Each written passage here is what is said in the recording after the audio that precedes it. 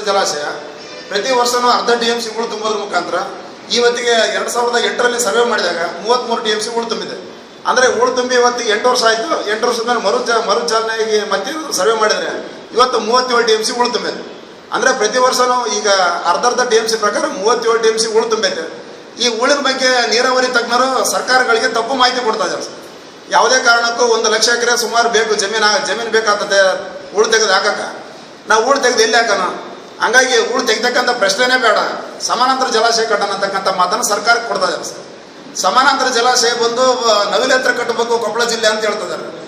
ಅಂದರೆ ಒಂದು ವೇಳೆ ಅಲ್ಲಿ ಕಟ್ಟಕ್ಕೆ ನಾವು ಬೇಡನಲ್ಲ, ಅದು ತುಂಗಭದ್ರಾ ಜಲಾಶಯದಲ್ಲಿ ಹೆಚ್ಚಾಗಿರ್ತಕ್ಕಂಥ ನೀರನ್ನು ಶೇಖರಣೆ ಮಾಡ್ತಕ್ಕಂಥ ಪ್ರಯತ್ನ ಸರ್. ಅಂದರೆ ಅಲ್ಲಿ ಶೇಖರಣೆ ಮಾಡ್ತಕ್ಕಂಥ ಪ್ರಯತ್ನ ಮಾಡಿದ್ರೆ ಕೂಡ ಇಷ್ಟಿರತಕ್ಕಂಥ ಕೆರೆಯನ್ನು ಯಾವ ನೋಡ್ರಿ ಎಷ್ಟು ಅರ್ಥಗರ್ಭಿತವಾದ ಕೆಲಸವನ್ನು ಪ್ರಾರಂಭ ಮಾಡಿದ್ದಾರೆ.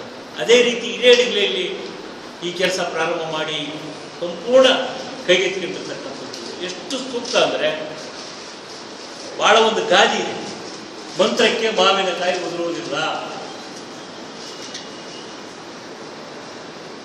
ಮಂತ್ರ ಹೇಳಿದ್ರೆ ಸಾಲದು, ಕಾರ್ಯ ಮಾಡಬೇಕು ಅಂತಕ್ಕಂಥ ಕಾರ್ಯಪ್ರವೃತ್ತರಾಗಿರ್ತಕ್ಕಂಥ ಎಲ್ಲ ಸ್ವಾಮೀಜಿಗಳಿಗೆ ಕರ್ನಾಟಕ ರಾಜ್ಯ ರೈತ ಸಂಘ ಇನ್ನೊಂದು ಸಾರಿ ಎಲ್ಲ ಪಾದಗಳಿಗೆ ನನ್ನ ನಮಸ್ಕಾರವನ್ನು ತಿಳಿಸ್ತೇನೆ. ಒಂದು. ಎರಡನೇದು, ನಮ್ಮ ಕರ್ನಾಟಕ ರಾಜ್ಯ ರೈತ ಸಂಘ ಬಳ್ಳಾರಿ ಜಿಲ್ಲಾ ಸಮಿತಿ ಯಾಕಿದು ನಾವು ಕೈಗೆತ್ತಿಕೋಬೇಕಾಯಿತು? ಒಂದು ದಿನದ ಹೋರಾಟ ಅಲ್ಲ, ಸತತವಾಗಿ 10 ವರ್ಷಗಳ ಕಾಲ ಈ ಒತ್ತಾಯವನ್ನು ಮಾಡ್ತಾನೆ ನೀವು. ಆದರೆ ಸರ್ಕಾರ ತಾಂತ್ರಿಕ ಸಮಸ್ಯೆ